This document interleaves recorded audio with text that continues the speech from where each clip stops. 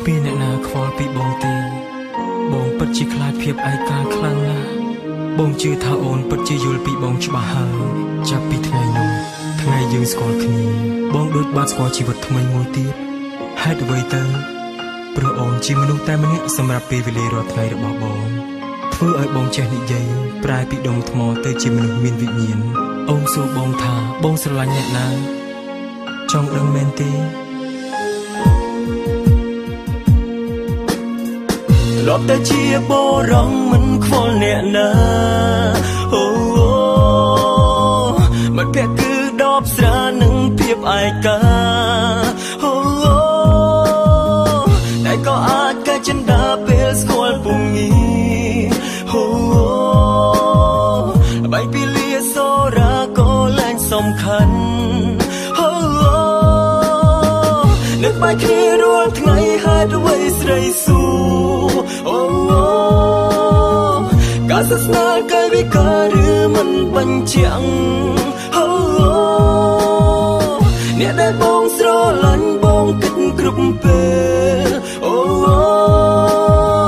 អ្នកបងខែជាងគេដឹងទេអ្នកណា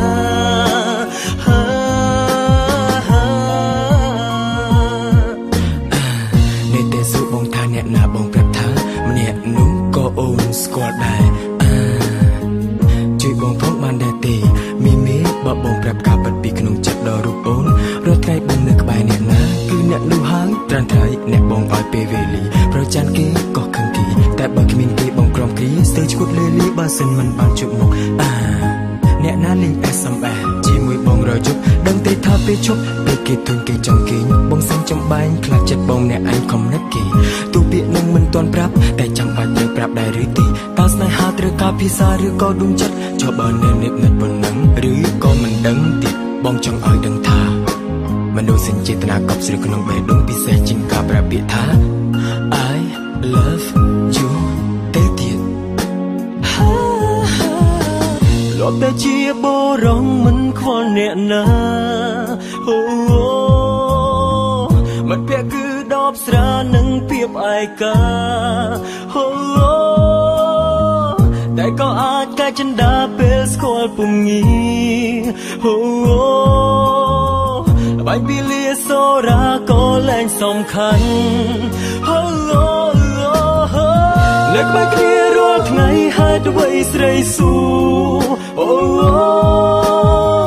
ការសស្នាកាយវិការឬមិនបញ្ជាក់អូអ្នកដែលបងស្រឡាញ់បងគិតគ្រប់ពេលអូអ្នកបងខែជាងគេដឹងទេអ្នកណា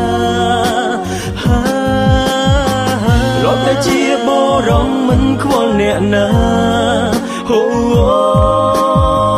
មិនពាក់គឺដបស្រានឹងភាពឯកាអូតែក៏អាចកែចិនដាពេលស្គាល់ពុំងាអូបាយពីលាសូរ៉ាក៏លែងសំខាន់អូនឹកបាយគ្នារាល់ថ្ងៃហេតុអ្វីស្រីសួរអូការសស្នាកាយវិការឬមិនបញ្ជាក់អូអ្នកដែលបងស្រឡាញ់បងគិតគ្រប់ពេលអូអ្នកបងខែជាងគេដឹងទេអ្នកណា